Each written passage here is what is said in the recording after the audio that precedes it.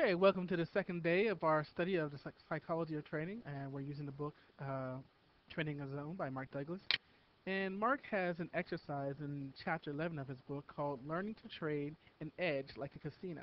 And obviously, if you haven't read the book, you might say, what do you mean trading an edge? And basically, trading an edge is like your opportunity, being able to identify opportunities as the market presents them to us on a daily basis. He calls those edge, an opportunity, new trades, new entries, new exits.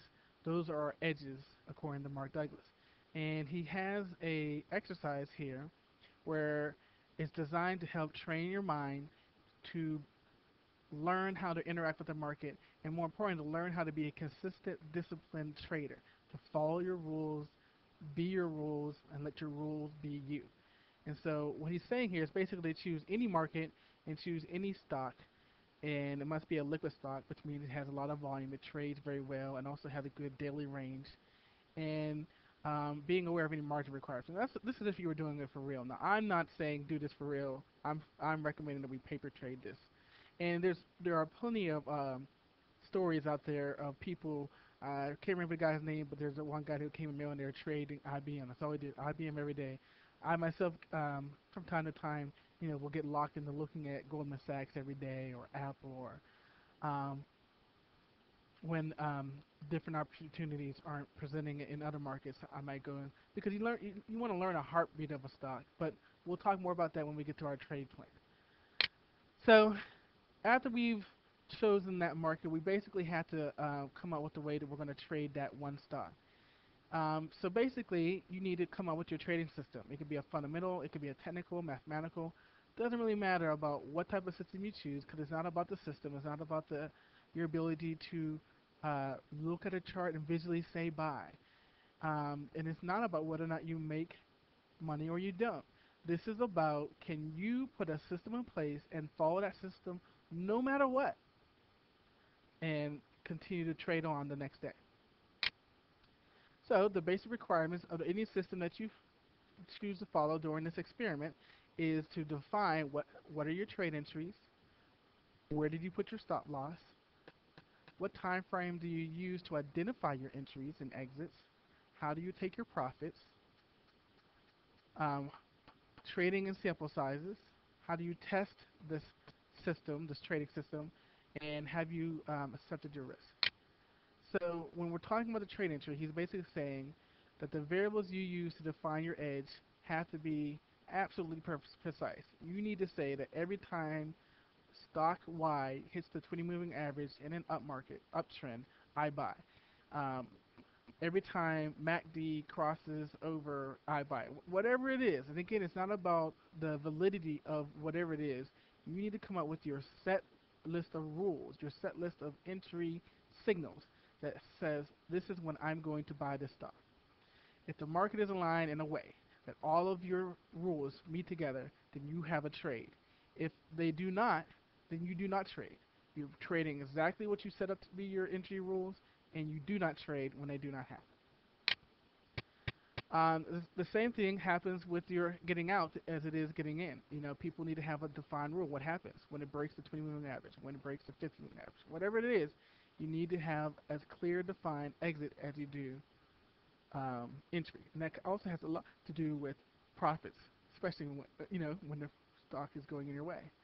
So your system must tell you exactly how much you need to risk to find out if the trade is not going to work, and that's simply saying when you follow your system and you enter into a trade, what are you willing to do? How long are you willing to wait? How much money are you willing to risk to see if your rules got you into a winning position?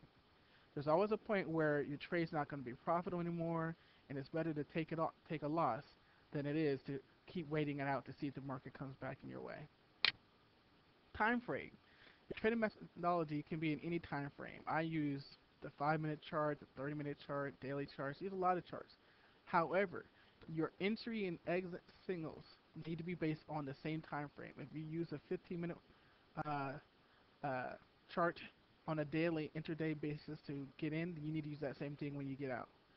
Um, Remember that the trend is your friend, and basically that the lowest risk trade, Mark Douglas goes on to say that the lowest risk trade has the highest probability of success is when you're buying on dips in a clearly defined uptrend, or you're selling on rallies in a clearly defined downtrend.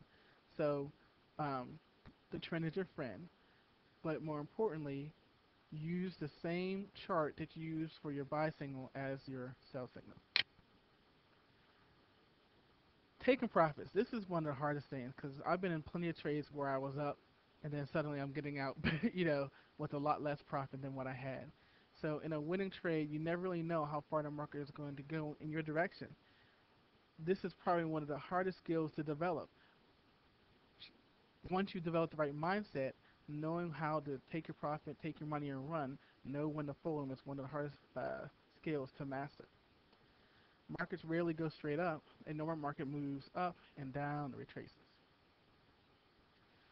So knowing when this is just a normal proportional retracement bouncing off a moving average, or when it's just all all hands on deck and the market is about to tank, or if you're in another position and the market's about to rally, knowing that difference is one of the hardest skills to take. And we're going to talk about buying and entry decisions later. We're going to talk about our stops later. But again, in this system, we want to set up what our clearly defined rules are going to be. Finally, not finally, trading in sample sizes means that we need a systematic approach to understand what is and what is not working. Um, Another way to talk about this is capital management. We don't put all of our money on one trade. We don't put all our money in two trades. You want to spread your money out in different sectors and make sure that things are um, evenly spread out so that if the tech sector goes down, your whole portfolio is not being wiped out. Although of course we're going to have rules and stops to get us out, but still. And testing kind of goes along with the previous one here of um, your trading sizes, and that is how many trades do you make to test whether or not your system is working. Um, Once you decide on a set of variables that conform to these specifications, you need to test them to see how well they work. A typical trader practically lives or dies on the results of the most recent trade. If it was a winner, he'll eagerly go back in the trade. If he loses, he won't. So you need to test your system out. This is why I'm saying we're paper trading right now, so that you can clearly answer the question, why did you get in that trade?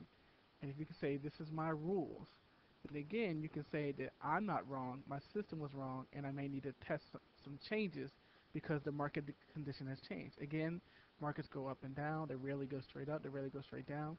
This past couple weeks have been so volatile, and especially trend trading and long-term trading, wouldn't work in this market because they're so volatile. Accepting the risk. Do not change your established risk parameters just to satisfy your comfort levels. Knowing the risk and accepting the risk are two different things. And so the basic point here is, again, understanding your trading sizes, testing it out, and then knowing how far you're willing to risk on a trade before you say it's time to get out. And we talked about that earlier with the stop loss.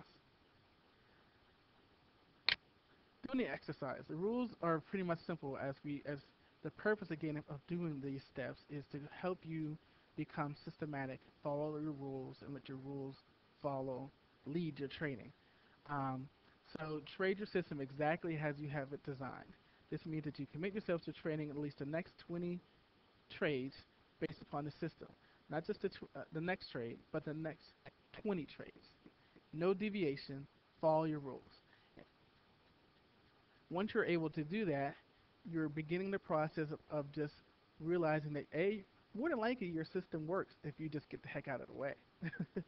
And B, you'll get in the habit of making the adjustments that you need and being able to look at the market as opportunities and not as a, a system that has a vendetta out to get you.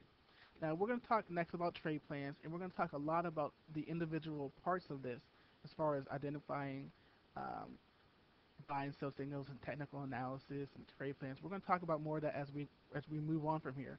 But these are the steps you need to do to set yourself up to developing the right mindset. And again, this was developed by Mark Douglas in the book Trading in the Zen.